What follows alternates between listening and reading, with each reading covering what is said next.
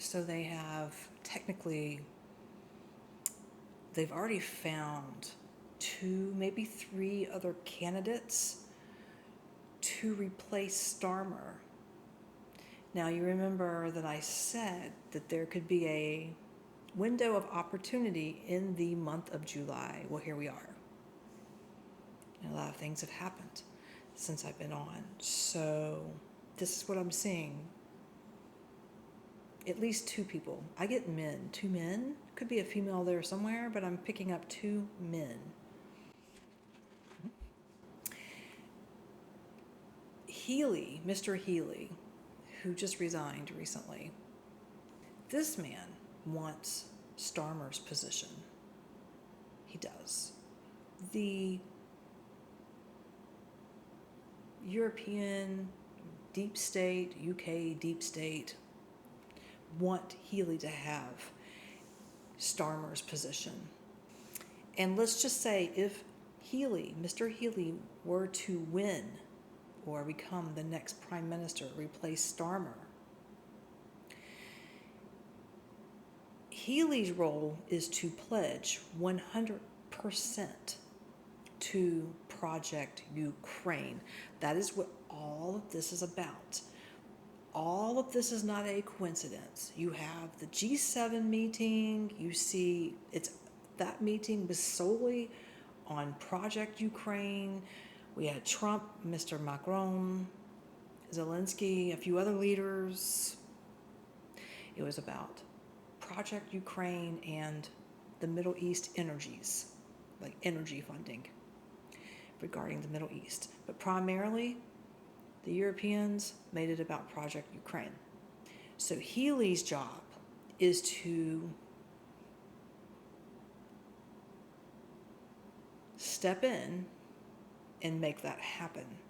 Because even though Keir Starmer is not good, he's not a good leader, he's also not wanting to pledge 100% to Project Ukraine.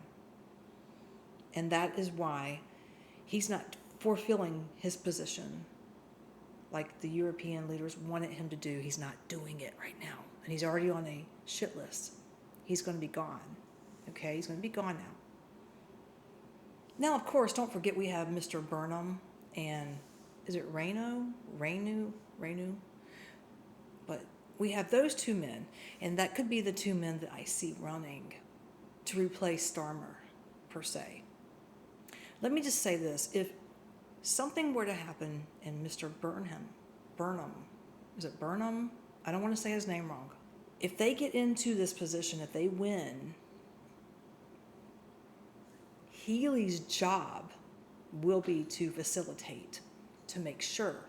And the deep state of the UK and the West, Europe, will be to facilitate and tell one of these leaders, possible future leaders, near future leaders, you must pledge Project Ukraine. You cannot reverse or change the policies. That's what I'm getting. Okay, I could be so wrong, but I like when I come in, especially I've been gone for a while, and I'm coming right in and I'm just getting things. I mean, I know the key players, but I don't know their positions. So I'm just letting my intuition roll with it. Doesn't mean I'm right. It could be right. I don't know. Let's find out. If these 2 men, Burnham and Reno, if one of these 2 men gain access to Starmer's position, they're going to be told, they're going to have a hard line. Somebody's going to tell them in the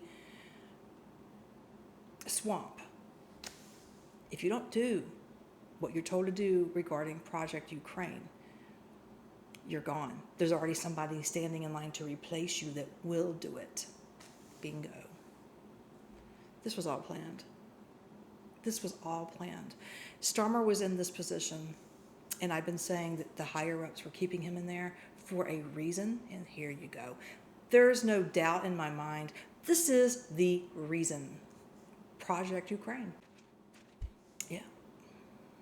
And I get that over the last 3 to 4 weeks, behind closed doors, certain leaders, certain ones that showed up at G7, and some people connected to the Labour Party over in UK, other figures, political figures over there have been planning behind the scenes. They have been planning to knock Starmer out because they've been keeping him there because this was supposed to be his role.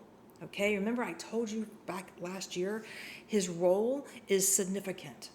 And if he cannot bestow and keep the role and keep things going, and he becomes a weak figure, he's gone. And he is currently doing just that. He's not supporting. He doesn't want to support 100%. I think you guys know where this is going. I hope you do. Unfortunately, there's been a lot of planning behind the scenes. Need I say more? Now, as I was looking into this earlier, I kept seeing this letter folded nice and neat, and it was Healey's letter where he wanted to resign, and he hands it over to so-and-so, and there's like this wooden desk, and there's nothing in there that states really why he's leaving except for one thing. He's upset because Starmer doesn't support enough. I think Starmer does. He's not my person, but per se, but I think he's put a lot of money in Ukraine, actually, and the military complex. But see, remember I told you guys, Ursula, go back into my videos, okay. Mr. Healey, his role, and he's being told what to do. I'm getting this. I'm being shown that he was told to resign. I'm getting that. Now, that was probably part of the meeting 3 weeks ago. I'm being shown that he was told to go ahead and resign. There's nothing to lose. There's absolutely nothing to fucking lose. Do it. Do it for us. The swamps, okay? Do it. And we are going to facilitate you and give you another position if you don't become, quote, say, the prime minister. Now, at the end of the video, I'm going to give you a prediction on who I think is going to replace Starmer. But remember, this is only temporary until next elections. And is it 2029 or 2028, 2029? This is all temporary. But this is going to push us into that arc that I've been talking about of conflict. Okay. Mr. Healey's role is to focus on making sure the monies continuously flow through Project Ukraine, and it's all about the military, okay? Whether he becomes prime minister or not, that's going to be his position, his role. Why is this happening? Why did things happen the way they did during the G7 meeting? Because Europe and the UK, they are preparing for war. At this point, it's almost non-avoidable. It's not going to happen overnight, but it's coming, okay? And you guys know that. I'm not fear-baiting. You know this. We're just etching a little closer. I keep being shown a meeting, and the deep state, the swamp, is sitting down with Healey, telling him to go ahead and resign. I'm getting this happened, I don't know why, I was getting 3 to 4 weeks. I'm also getting that as he was writing out the letter to resign, he had help. He had help. He could have had someone right there behind his shoulder telling him what to put in that letter. That letter was staged. It was coordinated, not by his own words, by his throat chakra, which seems to be controlled, but by the deep.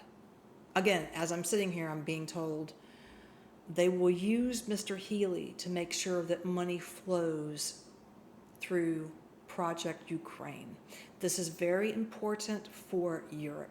This is very important for the military complex, which is what I said in my videos in 2025. Ursula has a lot to do with this as well, but she's behind the scene. This is about preparing for war with Russia.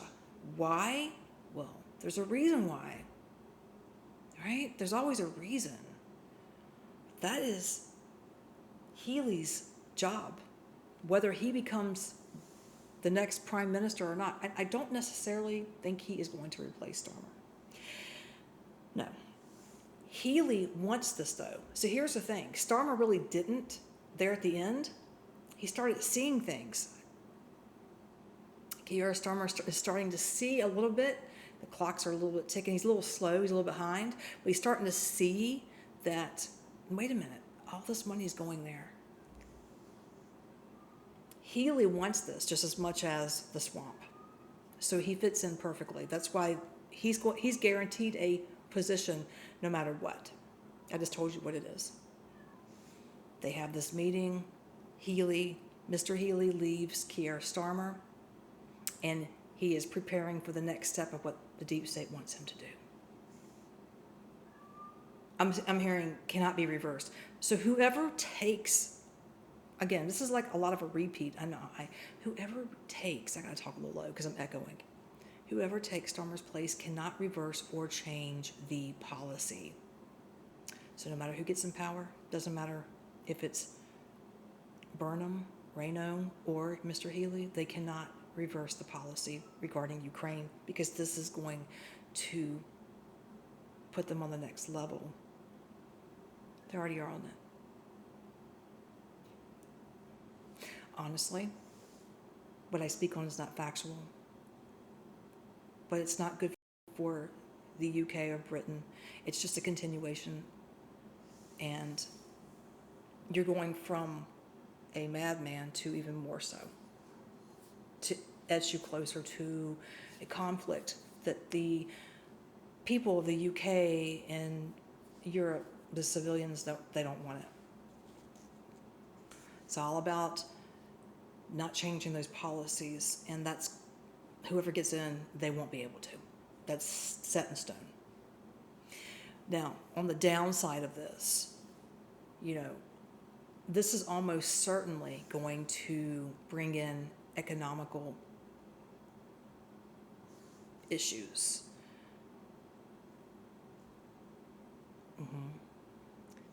But don't worry, because the UK and Europe as a whole, they already have this magnificent idea on how they can rebuild the economy, how the economy won't falter, even as it starts to tilt, as it has been. It's going to tilt a little bit more, right? But they know. They have this big plan on how they can save Europe and save the UK. And do you know what that is? WAR. It's war. War brings in money. It does. Just ask the United States. They know from prior conflicts and wars. They know. It's war. It's all about spending funds, military spending. On what? Project Ukraine. Project Ukraine. Which means you're going to war with Russia. And maybe an ally of Russia. I don't know. I don't see this happening again. There's going to be an arc. We're going to get into that further. I think we are in that new cycle that started the first part of 2026. The cycle previously, I believe, started in 2017, which was all about COVID, which was all about exposing certain leaders. And now we are into another cycle. It's about preparing for an upcoming event of, wars. Can't sugarcoat it. I'm not. It's all about continuation and conflict with Russia. That's what this is about. And it's not just the UK, it's all of Europe. And I'm starting to look at the US, and I'm looking at Mr. 47, and it's like this guy goes up and down. He's like the Two of Pentacles. He juggles with what he wants to do. His thoughts are all over the place sometimes. I wonder. And I'm just looking at him, and I'm looking at his body language during the G7 meeting, and I was watching Macron and Zelensky as well. And there's footage of Mr. Emmanuel telling Zelensky how to carry himself in front of Trump. Jesus Christ, I couldn't make this up, but I'm saying even Trump is starting to get on board a little bit more with the Europeans. Not 100%, but he's there a little more in his energy. I was looking more so than previously. Okay. Now, Let's get into my prediction of the by-election. What I speak on, again, can't confirm that it's going to happen. It's just my intuitive feelings. And remember, there's going to be a bigger election, supposedly. Again, it could be 2028, 2029. I do not remember. I cannot remember. I'm so sorry about that. I'm thinking it's 2029. That's when there's going to be a huge shift. But by the time that polar shift takes place, you're going to be in a different phase of the polar. Okay, so whoever gets in there, if it's reform, which I suspect will be reform, I do.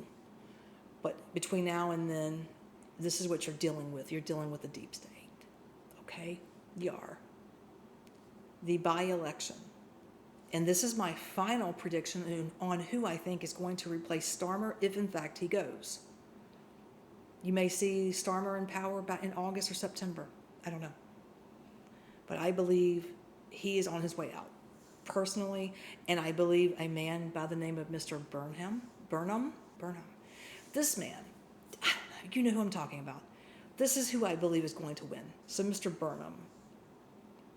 And if Mr. Burnham, I get that this guy can be stubborn just as much as Starmer, and I believe this guy will go all in. I'm seeing him go all in, pulling this rope, and he and Starmer are playing tug of war, right? They're playing tug of war, and I think Mr. Burnham is going to challenge. I said his name right. There you go. He's going to challenge Starmer.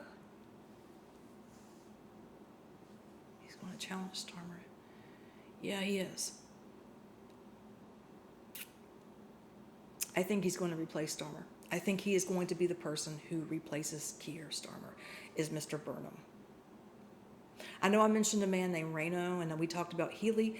Healey's position will be to go in and make sure Mr. Burnham or Reno or whoever replaces Starmer, I think it's going to be one of those two, but I think it's going to be Burnham, to make sure he funds Project Ukraine. That is Healey's position, no matter what happens. Now, Healey could get in and be the prime minister. You're right. I can hear people just saying that to me now, but I don't think so. I'm getting Burnham. For some strong, strange reason, I see it, and I'm moving around weird. So does Mr. Burnham talk with his hands? Does he use his hands a lot? Because I am right now. Plus, I'm nervous because I haven't done this in a while. So Healey has a job. This is already planned. This has already been staged. It's already in the making. Everybody knows it at the G7 meeting. The plan is the plan has already started. Mr. Healey resigns, and he puts in the letter what the reasoning is. It's all about Project Ukraine and military funding, blah, blah, blah, UK, Britain. He was coached to do it. The letter is now made public, and now Starmer is on his way out. And I predicted that in July. I predicted that he'd be gone in the month of July. However, something could still hold him in power. It really depends on the deep state and the monarchy. Yeah, Mr. King Charles has a lot of say in this too. You know that, right? Okay, so that is all I have for you guys. Thank you for dealing with me. But the energies in this particular reading have me all over the place. Plus, I haven't done it in a while. It's been really good for me to be away, even though I've missed everybody. But when I come back in, the energies are like swarming me, like bees around my head, right? And it's breaking my concentration a little bit. So I got to kind of maybe ground myself a little bit more to get back into this. So I love you all, and I will see you very soon. Thank you for listening. Mr. Burnham.